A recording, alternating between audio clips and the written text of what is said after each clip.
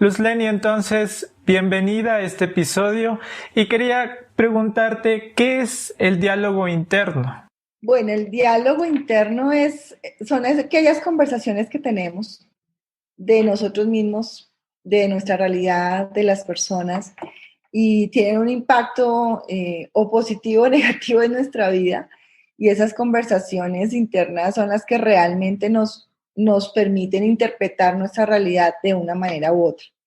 Entonces, creo que es súper poderoso el diálogo interno dependiendo cómo lo enfoquemos y sobre todo que hagamos consciente de él, porque a veces nos llegan muchos pensamientos y decimos, hoy no, en esto no soy tan bueno, esto no me va a funcionar. Entonces, como que no hacemos conciencia de qué conversaciones internas estamos teniendo y cómo estas impactan realmente en nuestra vida. Entonces, de alguna manera, Luzleni, lo que nos estamos diciendo constantemente, todo el tiempo, ¿nos afecta o no? Sí, total, porque como te digo, o sea, esas conversaciones internas, pues son realmente como esos pensamientos que tenemos, o esas creencias también. Las creencias son ya juicios maestros y son como directrices que de alguna manera nos llevan a tomar decisiones o no en nuestra vida. ¿No? Entonces, hasta los 6 años más o menos, nosotros somos influenciados obviamente por nuestros padres. Entonces es interesante porque dices que nosotros aprendemos esto de los pensamientos de figuras de autoridad, ¿no? Como por ejemplo de nuestros padres, incluso puede ser de la sociedad. Tengo una idea, por ejemplo, de mis maestros, de lo que me dijeron en lo que era bueno o en lo que no era bueno, y de alguna manera desde pequeños nos vamos encasillando ya en eso, ¿verdad? Totalmente de acuerdo, así es. Y les creemos porque pues son nuestros papás o nuestros maestros, como tú dices, y pues los vemos como esas personas que realmente nos dicen la verdad y obviamente les creemos, ¿no? Y por eso pues obviamente los asumimos como propios. Y en nuestro día a día, Luzleni, muchos de nosotros tenemos pensamientos, pero esos pensamientos son automáticos. ¿Podemos discernir esos pensamientos? Sí, lo más importante ahí, Alex, es tener conciencia de esos pensamientos, ¿sí? O sea, hay pensamientos que vienen automáticos y vienen como de las experiencias que hemos tenido, ¿sí? Un ejemplo pequeño, entonces, yo una vez me quemé, la mano me cayó aceite, ¿sí? Entonces ya automáticamente cuando yo voy a cocinar, entonces el pensamiento automático es, cuidado, te vas a quemar, ¿sí? Porque ya viví una experiencia. Entonces, eso me genera esos pensamientos como automáticos, pero es basado precisamente en esas experiencias que tenemos. Entonces, así es que aprendemos a percibir o a sentir esa realidad de alguna manera que se nos presenta. ¿No? Entonces, esos son los pensamientos y esos pensamientos automáticos de alguna manera se forman y desde la parte neuronal, o sea, esos son redes o conexiones neuronales que se van creando cada vez que tú aprendes algo. Entonces tienes una experiencia, entonces la conexión neuronal inmediatamente se genera y obviamente eso hace que los pensamientos salgan de manera automática. ¿Cómo funcionamos o cómo creamos nuestra realidad? Primero partimos de unos pensamientos, ¿cierto? Y esos pensamientos a su vez crean unas emociones, o sea, de los pensamientos se generan esas emociones. Esas emociones son las que nos permiten actuar, ¿no? Y tomar decisiones y vuelve el ciclo completo, ¿sí? Entonces, dependiendo de todos esos pensamientos que tengamos instalados o esas creencias, pues eso genera unas emociones. Entonces, si yo estoy pensando que no soy capaz de hacer algo o que no puedo aprender, pues probablemente yo tenga una emoción de frustración o de miedo y por ende yo actúo de esa manera. Entonces, ¿qué hago? Pues no me motivo a hacer las cosas por miedo, porque estoy segura de que no soy capaz, ¿verdad? Entonces, de alguna manera, ese es el círculo de creación y es diario, o sea, no es de vez en cuando, es todo el tiempo estamos pensando, sintiendo y actuando. Y ese es nuestro ciclo permanente. ¿No? Entonces, lo más importante es hacer conciencia de qué está pasando en nuestra mente y qué pensamientos estamos teniendo permanentemente. ¿No? Entonces, en ese sentido, Luzleni, digamos que Podríamos catalogar que existen emociones buenas o emociones malas, porque sé que muchas personas de hecho se deben estar preguntando esto. No, realmente no hay ni emociones ni buenas ni malas. Simplemente las emociones son esas expresiones de biológicas o psicofisiológicas que emanan precisamente por esos pensamientos que tenemos. ¿No? Entonces, realmente la emoción tiene un propósito. Todas las emociones tienen un propósito. Normalmente nos acostumbramos a decir, o la sociedad dice, por ejemplo, los hombres no deben llorar. Entonces, esa es una calificación de que los hombres no deben llorar. ¿Es malo? No, ¿sí? Entonces, cada vez que tenemos una emoción, pues debemos reconocerla y debemos darle un manejo para que sea sano, ¿sí? Entonces, todas las emociones son posibles en la medida en que si tú tienes una experiencia de vida, las emociones que emanan, por ejemplo, pierdes un familiar, ¿sí? Está la tristeza que te va a permitir realmente hacer ese duelo, ¿sí? Entonces, a veces las personas se resisten. Yo tuve un paciente que duró 5 años sin poder llorar, porque su padre le dijo, no llores, no puedes porque eres hombre y tú tienes, imagínate. Entonces, toda esa falta de gestión y expresión de esa emoción, pues le ha causado unas situaciones muy complejas en su vida personal, ¿sí? Porque no puede expresar. Entonces, cuando tú no puedes expresar, en este caso, por ejemplo, la tristeza, pues la tristeza va a ayudarte de alguna manera a superar ese duelo. Si no la tienes, pues no vas a hacer un duelo adecuadamente, por ejemplo, ¿no? La rabia, yo tenía esa posibilidad de, o no posibilidad, yo no gestionaba la rabia, por ejemplo, yo no filtraba, yo tomaba acción porque yo tenía unos pensamientos y ahí es donde uno empieza como a gestionar adecuadamente las emociones cuando uno dice, ok, ¿cuáles son los pensamientos detrás de esa emoción? ¿Mm? Y cómo yo puedo entender que esa rabia de alguna manera tiene sus luces y sus sombras, por decirlo así. Cuando tú gestionas o expresas la rabia de una manera adecuada, es posible manejarla. O sea, la rabia no es mala. La rabia te va a permitir poner límites, por ejemplo. Pero tú puedes expresar y te puedo decir, mire, Alex, me molesta que no haya pasado esto. Me molesto que hayas dicho estas palabras, por ejemplo, ¿sí? Manifiesto mi rabia, me la permito y la expreso, pero soy asertiva y soy empática para decírtelo, ¿no? Pero no reprimo esa rabia. Claro, entonces de alguna manera estamos encontrando sentido a cómo nosotros reaccionamos frente a esas emociones, ¿no? ¿Qué significa entonces encontrar sentido a las emociones, Luz Leni? Realmente encontrar sentido es eso. Primero, reconocer que las emociones son válidas, todas, que hay que permitirse sentirse triste, que hay que permitirse sentirse con miedo, que hay que permitirse todas las emociones, ¿no? Lo que pasa es que a veces nos quedamos ahí. Entonces, hay personas que reaccionan de una manera negativa o las reprimen o no son conscientes de que esa emoción pues no te está aportando. Hay otras personas que como que la aceptan, pero como que se quedan ahí y no las resuelven, no son conscientes de ello, pero como que ese es mi estado de ánimo, se vuelve un estado de ánimo, ¿sí? Entonces dicen, no, ya yo soy triste de por sí. Entonces tú ves personas que físicamente se ven tristes permanentemente, ya se vuelve un estado de ánimo, ¿no? Y entonces como que se resignan. Y hay otras personas que son conscientes de las emociones, entonces cada vez que yo sienta rabia, yo ya sé que tengo que, o me voy a caminar, o expreso mi rabia de manera asertiva, digo, mira, no me gustó lo que pasó, lo que hiciste, y hago otras, o tomo acción respecto a eso, y no permito que la emoción, la rabia en este caso, como que ande sola, porque eso es lo que pasa, ¿no?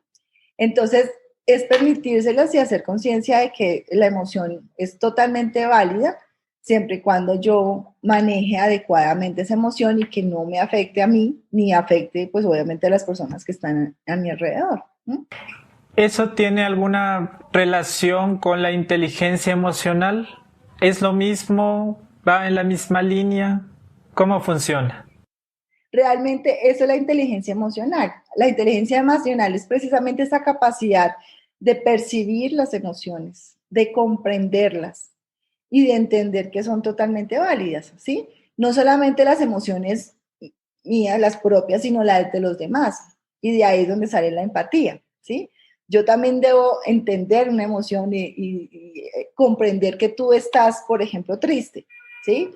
Entonces, yo soy empática o tengo una inteligencia emocional cuando yo te digo, ok, Alex, yo entiendo que estás triste y te lo permito y te escucho. Porque a veces es, pero no, pero porque estás triste, pues a ver, se le murió una familiar a una persona, yo no le puedo decir no estés triste, ¿sí?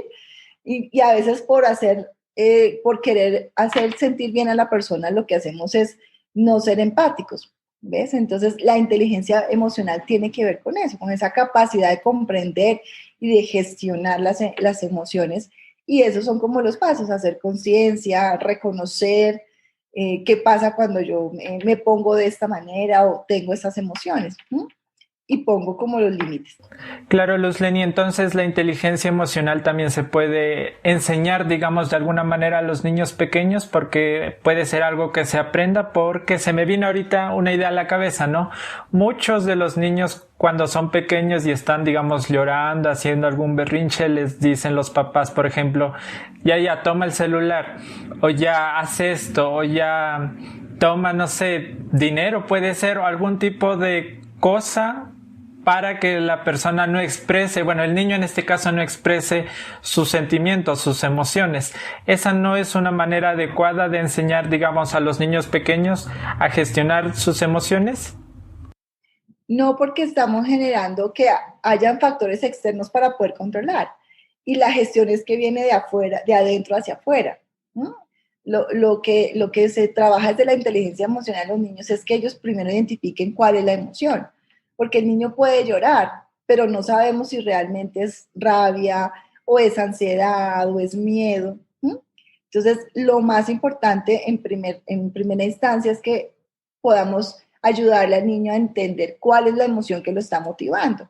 Si yo tengo claro cuál es la emoción, pues yo le puedo enseñar al niño a decir, ok, si estás con miedo, entonces, bueno, ya le doy un manejo diferente. A que si está con rabia, entonces yo digo, ok, tienes mal genio, entonces, bueno, expresa tu mal genio o lo pongo a dibujar o lo pongo así, ¿sí? Dependiendo de la emoción, entonces yo lo ayudo para que él solito empiece a entender qué emoción es la que está generándose en ese momento y puede llegar a ser empático también con el niño, porque si él está molesto por otro niño que le quitó un juguete, pues qué mejor forma de decir, ok, estás molesto, entonces exprésale a tu compañerito, mira, no me gusta que me quites mis juguetes en este momento o en otro momento te puedo prestar los juguetes, ¿sí? Entonces son maneras de abordarlo, ¿sí? Para que el niño exprese, porque desde chiquitos nos enseñan a no expresar.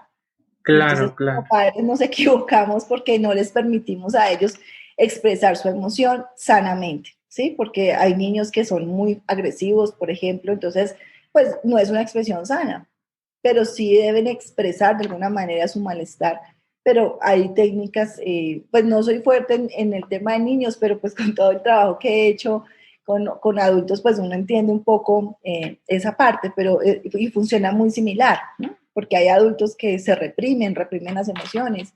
Entonces, también es parte del proceso de desarrollar esa inteligencia emocional a partir de la conciencia, identificar qué emociones son las que más vibran conmigo, por ejemplo, y que sobre eso cómo actúo. ¿Mm? Claro, entonces esto de la inteligencia emocional se va desarrollando de a poco, ¿no? Se va aprendiendo. Incluso una persona que dice, no, pero yo ya tengo mi edad, tal vez ya no, estos temas quizás ya no los puedo aplicar en mi vida. Se escucha muy bonito, pero ya no los puedo aplicar. Entonces no hay límite de edad para aprender a gestionar las emociones y aprender esto de la inteligencia emocional, ¿verdad? No, no hay límite. Lo más importante es que tú quieras hacerlo. O sea, si hay motivación y hay decisión de tu parte o de las personas que digan ya, porque eso ya es una creencia que te limita, que te dice, no, tú ya no vas a aprender cosas nuevas. Entonces ya de entrada te estás frenando, te estás poniendo una barrera y estas habilidades o estas capacidades sí las puedes desarrollar independiente de la edad que tengas. ¿Qué te parece si nos hablas también un poquito de esta idea de que cuando nosotros, por ejemplo, vivimos en el pasado, ¿no? ¿Qué pasa cuando las personas constantemente están viviendo en el pasado, recordando una y otra vez, por ejemplo, cosas que pudieron haber hecho de otra manera, cargas que sienten que están llevando y culpas? Háblanos un poquito de esto, del hecho de vivir en el pasado en relación a las emociones. Sí, creo que esto es de lo que más miro en consulta con las personas que trabajan conmigo en estos procesos de transformación. Y es parte de entender que lo único real es el momento presente. ¿No? Cuando tú tienes un trauma, cuando tienes todas las situaciones de dolor o conflictos o que te generan sufrimientos porque siempre estás mirando al pasado. Entonces yo me pongo así, si yo estoy mirando todo el tiempo al pasado, pues no estoy mirando hacia el frente, no estoy mirando aquí en el ahora. ¿No? Entonces ahí se hace un trabajo importante y es entender que lo que pasó, debo honrarlo, debo agradecerlo, por más negativo que haya sido para mi vida, ¿sí? Porque he tenido situaciones difíciles o las personas con las que mis consultantes han vivido momentos muy difíciles. Sin embargo, cuando hacemos un proceso de agradecer, de honrar, que toda situación tiene un propósito, ¿no? Y como que lo suelto y lo dejo allá porque, pues, por algo pasó, ¿sí? Porque me enseñó, me dio un aprendizaje, me dio una experiencia y en el momento probablemente no lo vemos, ¿no? Pero más adelante sí lo vamos a ver. Entonces, hay un proceso de sanar todo ese pasado porque no nos permite mirar hacia el frente, no nos permite estar aquí y en el ahora. El futuro nos genera ansiedad y el pasado nos genera tristeza, miedo, culpas, como dices tú. Entonces es como vivir, bueno, ¿qué tengo aquí en el ahora? Porque es lo único realmente que puedo controlar. Yo el pasado no lo puedo cambiar, pero el futuro tampoco lo puedo controlar, no puedo eh, disponer porque pues sería todo tan fácil, ¿sí? Entonces, pero sí puedo controlar y puedo hacer que las cosas aquí en el ahora, en el momento presente, sí las pueda de alguna manera controlar en cierta forma lo que está a mi alcance. ¿No? No puedo controlar todo, entonces eso también me genera malestar, me genera rabia, me genera como insatisfacción, pero sí lo que tengo en este momento, analizar muy bien qué está dentro de mi alcance y qué no, ¿no? Porque eso no, pues no es tan sano tampoco querer tener el control absolutamente de todo, ¿no? Bueno, eso me parece un punto muy interesante lo que tú dices, ¿no? Porque quizás cuando nosotros, por ejemplo, un ejemplo que se me viene, cuando emprendemos o cuando hacemos algo nuevo, siempre tendemos a compararnos con los demás. Y es que, por ejemplo, una cosa que se me ocurre a mí personalmente, ¿no? Que otras personas tienen mejores cámaras, que tienen mejores, no sé, producciones, mejores formas de hacer las cosas y yo tal vez estoy empezando. Entonces, en ese sentido también es en estar en el momento presente, pero también ser creativos y entender y utilizar los medios que cada persona tiene a su disposición y empezar, ¿no? Porque muchos a veces nos limitamos y no empezamos algo nuevo porque decimos que no tenemos todo lo que otras personas quizás tienen, pero no nos damos cuenta que las personas ya tienen un proceso más que nosotros. Sí, eso es verdad. Yo cuando empecé con todo este proceso de acompañar a otros, pues fue antes de la pandemia. ¿Mm? Yo, pues yo siempre he sido mucho más psicóloga organizacional, pero siempre fui muy inquieta con el trabajo personal. Entonces, cuando yo empecé a hacer este proceso de marketing digital y meterme en todos estos temas yo al principio tenía mucho temor y yo como que postergaba y postergaba. Y yo me acuerdo que un mentor me dijo, recuerda la frase del creador de Facebook, él decía, hecho es mejor que perfecto. Entonces, esa frase a mí me movilizó todo y muchos mentores también dicen eso. Yo empecé muy paso a paso. ¿Sí? Nosotros queremos como los bebés, o sea, no tenemos que gatear para poder caminar y entonces queremos ya caminar y dar pasos agigantados y no. Cada uno tiene un proceso diferente, cada uno tiene unas fortalezas diferentes, unas limitaciones o oportunidades de mejora diferente. Yo tuve que estudiar marketing digital porque no tenía ni idea qué era eso. Tuve que aprender cosas nuevas que me llevaron a hacer cosas que ahorita ya se me facilitan y ya digo, uff, menos mal lo logré, ¿sí? Entonces, cuando este mentor me dijo, hecho es mejor que perfecto, me lancé a hacer los primeros videos. Entonces uno dice, uff, bueno, lo hice, pero eso generó en mí como que sí soy capaz, sí lo puedo hacer. Y lo que tú dices es importantísimo, no nos comparemos con nosotros, porque los que están allá avanzados, que tienen miles de seguidores y que tienen ya sus, pues también pasaron por un proceso muy similar al de nosotros. Entonces, cada vez que damos pasos a pasos es muy importante que nos reconozcamos, que lo celebremos, porque es un paso de éxito importante. Entonces, son como pequeños éxitos hacen que mi vida realmente sea exitosa. ¿Sí? Pequeños logros hay que reconocerlos y son propios, no son de otras personas, sino que yo solita los logré o tú solito lo has logrado y has hecho un camino, has abierto un camino también. Y detrás de nosotros también vendrán personas. ¿Ves? Entonces, eso es fundamental lo que tú estás diciendo. Claro, y entonces también entender que en nuestra vida siempre van a aparecer, digamos, estos pensamientos negativos ante diferentes situaciones, ¿no? Eso es muy importante entonces. Total. Entonces, ya con este proceso es, bueno, ¿qué pensamientos negativos tengo o qué creencias tenía yo? Entonces yo decía, es que a esta edad, esta edad, ¿yo qué voy a aprender? Eso es para los millennials. Entonces yo dije, pues, ¿cuál edad? O sea, yo creo que debo hacerlo porque quiero empezar un camino diferente en mi vida laboral. Entonces, tengo personas, amigas, amigos que dicen, no, yo ya a esta edad yo ya no me voy a arriesgar o yo ya no quiero aprender más cosas porque es muy difícil. Entonces, cuando ya uno se convence que es importante para lograr lo que quieres, pues como que esas creencias empiezan o esos pensamientos, tú los desinstalas y empiezas a crear nuevas creencias que sí sean ilimitadas, que sean pensamientos que te empoderen realmente, porque si no, no te empoderan. Lo que hacen es quitarte fuerza y energía.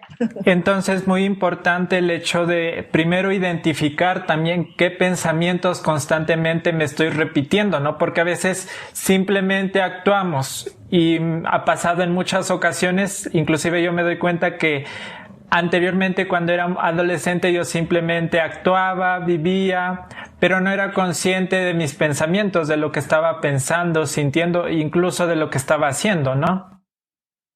Exactamente. Sí, y ese es el primer paso. Es como cuando una persona es adicta, pues el primer paso es que haga conciencia de que tiene una necesidad y que debe tomar acción. ¿No? Mientras tanto, no se puede. Entonces, es a todos los niveles de la vida o niveles de pensamiento que debemos traer esa conciencia de qué es lo que realmente me está moviendo la vida. ¿No?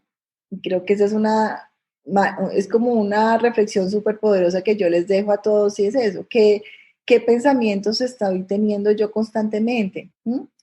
Que no me están permitiendo avanzar, que no me están permitiendo fluir. Si yo mismo me los impongo, es que nadie más. Yo puedo tomar los pensamientos y tú me puedes decir, no, Lenny, es que yo creo que tú, pues ya por la edad no puedes como hacer cosas diferentes. Si yo me creo ese pensamiento, pues yo voy a actuar de tal manera. Claro. Eso está también en el hecho de creerse lo que se está diciendo, ¿no? Porque como tú dices, otra persona, el del exterior, bueno, externas a nosotros puede decirnos una serie de cosas y situaciones, pero si sabemos quiénes somos y hemos aprendido a gestionar, quizás a veces no vamos a aceptar de alguna manera lo que los demás están diciendo, digamos desde un punto de vista a veces negativo, ¿no?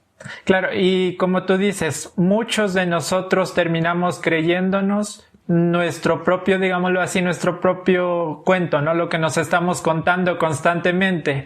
Y vivimos y somos lo que constantemente nos repetimos, ¿verdad? Exactamente.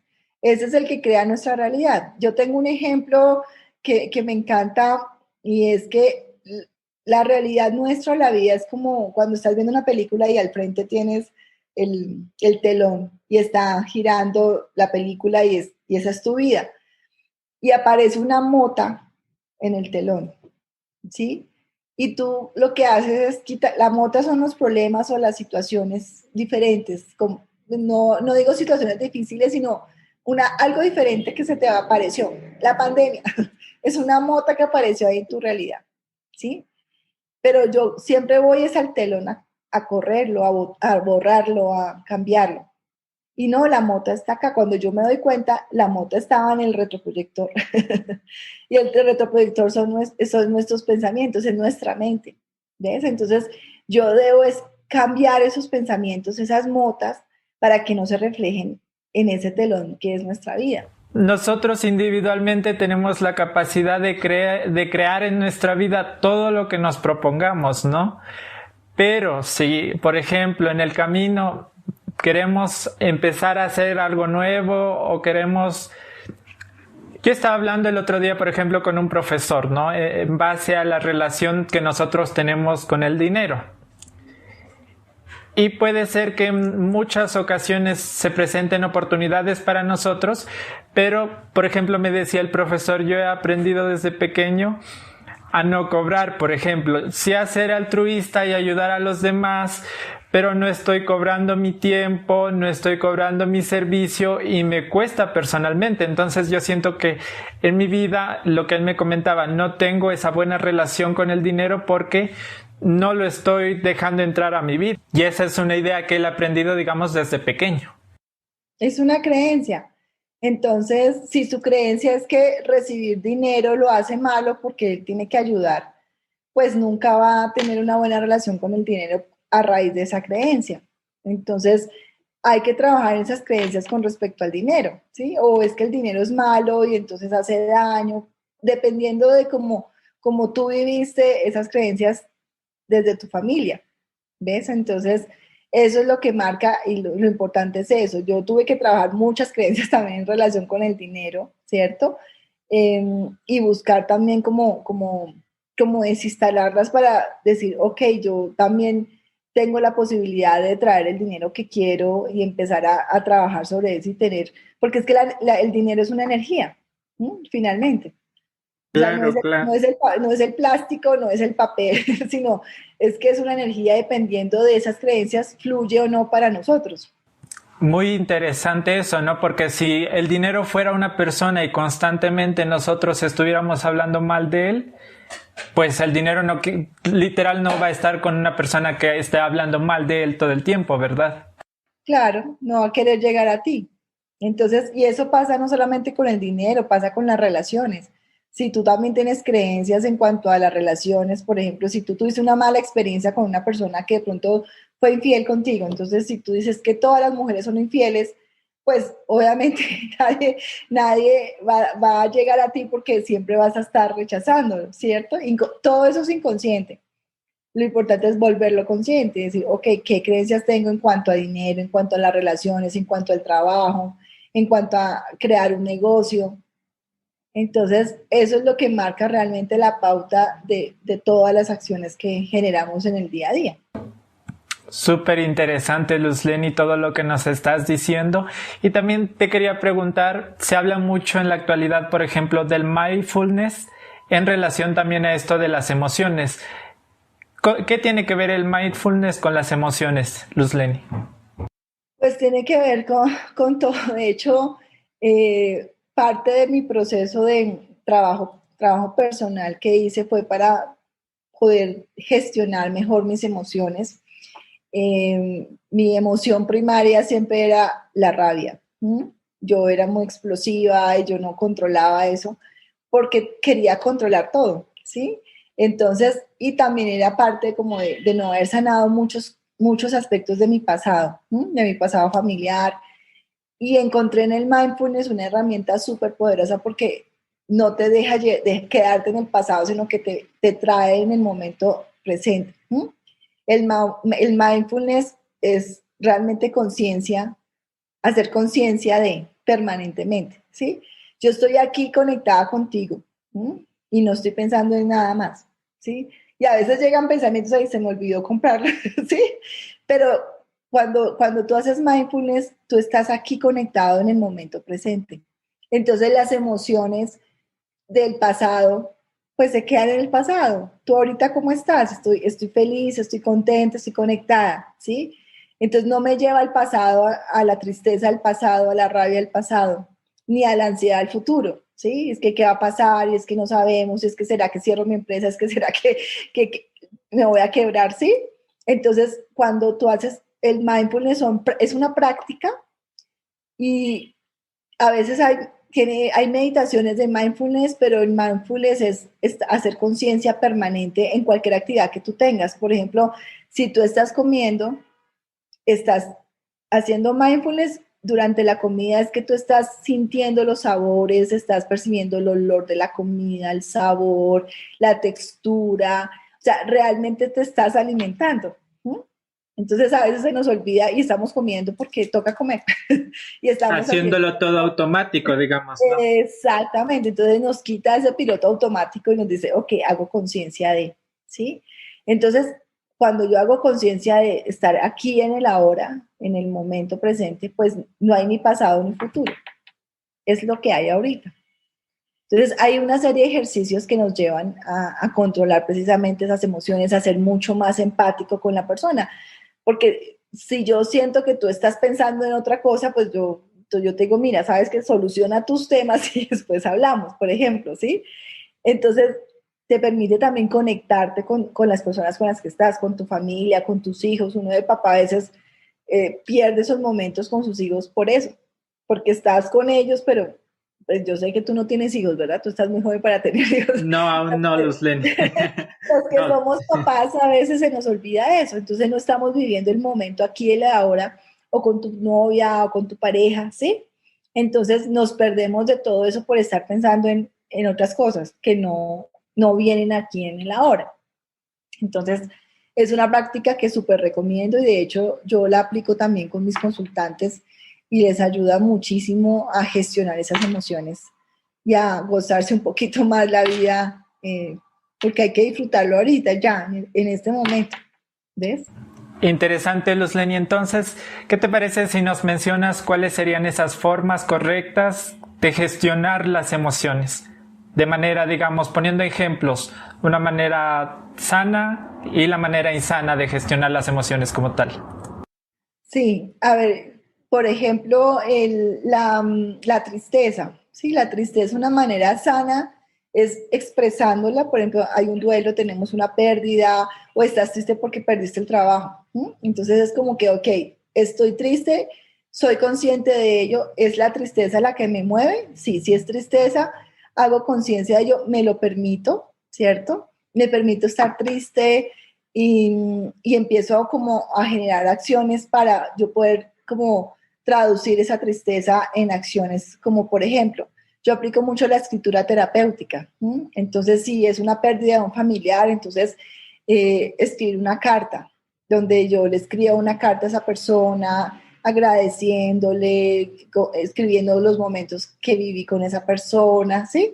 Esas son formas sanas de gestionar, por ejemplo, la tristeza. Una forma insana de de no gestionar la tristeza es, por ejemplo, encerrándome, aislándome mucho tiempo, porque yo puedo decir, si yo déjenme, quiero estar sola hoy, porque me lo permito, y ya, al otro día, pues siento como recuerdos y todo, pero no me quedo en la tristeza, ¿sí? Si yo me quedo en la tristeza, se vuelve un estado de ánimo.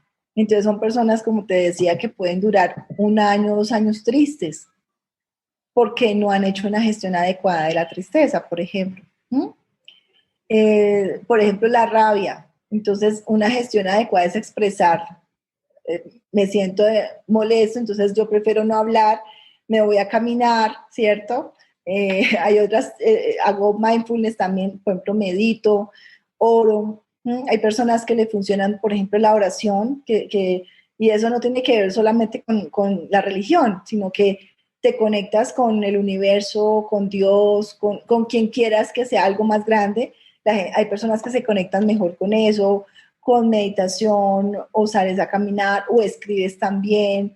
Eh, hay muchas formas de canalizar o de gestionar. Y la forma no adecuada es que obviamente pues soy agresiva, impulsiva, entonces hay personas que hasta agreden a otras personas físicamente, ¿sí? O se comunican de una manera irrespetuosa, o sea, usan palabras que finalmente hacen más daño a la persona que lo dice que a la otra, ¿sí? Entonces, esas son como maneras de gestionarla, pero finalmente hay que buscarlo, ¿sí? No te puedes quedar ahí en esa misma emoción porque lo que te digo se vuelve un estado de ánimo y no es sano para nadie quedarse en estado de ánimo de mal genio, entonces no te puede hablar nadie porque de una vez explotas, o estás triste, entonces te aíslas, o estás muy ansioso, entonces eso pues te puede generar alteraciones también físicas, por ejemplo. Entonces, hay que escuchar también el cuerpo, porque el cuerpo también, si yo estoy con mucho estrés, que todo el cuerpo lo resiente. Entonces, cuando tú sientes acá que tienes el cuello tieso, entonces te da una tortícolis o te da una lesión acá, y entonces es una forma de identificar que no has gestionado una emoción, por ejemplo, porque ya pasa al cuerpo y el cuerpo es el que recibe todo, o te da gastritis, o se te inflama el colon, o sea, tienes problemas físicos que ya es como, oiga, necesito que me escuches porque no estás gestionando la emoción, o sea, la enfermedad o lo que siente tu cuerpo es ya como, como que ya es el que recibe toda la emoción que no se ha gestionado. Entonces, hay que ver qué pasa ahí, hay que escuchar el cuerpo. Bueno, para quien esté escuchando este episodio, ¿qué le quisieras decir de todo lo que hemos hablado hoy? Uy, bueno, tantas cosas. Lo primero es que todo es posible cambiar. O sea, yo duré muchos años con miedo a transformar mi vida y como que se queda uno viviendo en la inercia. Entonces, si tú crees que necesitas cambiar algo en tu vida, no te dé miedo. O sea, da el primer paso. El primer paso es aceptar, tengo, esto me duele, esto me mueve, esto me genera dolor, me genera sufrimiento. Si crees que no eres capaz de hacerlo solo, porque a nosotros como psicólogos también nos toca pedir ayuda. Aunque no lo creamos, los psicólogos también pedimos ayuda. Entonces, saca la banderita, yo digo, saca la bandera y di, necesito ayuda, busca ayuda profesional. No necesariamente tienes que estar loco, como dicen, para pedir ayuda profesional y permítetelo. Tú mereces ser feliz, tú mereces hacer la vida que quieres para ti. Y si se puede, si es posible, si puedes cambiar, si puedes transformar esos pensamientos que te están generando esas emociones de baja vibración, como la rabia, el miedo, porque esas son las que te ayudan a tomar decisiones. Entonces, si tú estás tomando decisiones desde el miedo, pues imagínate qué pasa. Si estás tomando decisiones desde la felicidad, desde la emoción de poder sacar adelante un proyecto, pues como que todo se va alineando. Entonces, haz conciencia de eso, de qué te está moviendo y si es necesario pide ayuda y obviamente permítete lo que está pasando. Luz Leni, ¿qué servicios actualmente estás ofreciendo? Bueno, yo soy psicóloga y soy creadora de un programa que me encanta y se llama el programa de Mentoring de Corazón a Corazón. Es un programa que te ayuda, es unas sesiones uno a uno. Bueno, espero próximamente sacar unos cursos, unos talleres, pero estoy haciendo sesiones uno a uno en donde te acompaño en ese proceso de transformación para que puedas de alguna manera sanar tu historia familiar. Yo me formé como consultora en sistémica familiar para poder entender un poco qué era lo que pasaba en mi vida, por qué actuaba de tal manera y por qué tenía los resultados que tenía en mi vida. Entonces, identificar esas creencias familiares, identificar cuáles son esas heridas que tengo que debo sanar. Te acompaño en ese proceso de gestionar las emociones con herramientas, porque la idea a veces me dicen, no, es que me tomé una pastillita y ya. No, o sea, yo respeto mucho ese tipo de productos, pero realmente lo más valioso es que tú seas el que gestione, que sea desde adentro, que tú tengas esas herramientas, entonces te entrego esas herramientas para sanar, gestionar mejor tus emociones.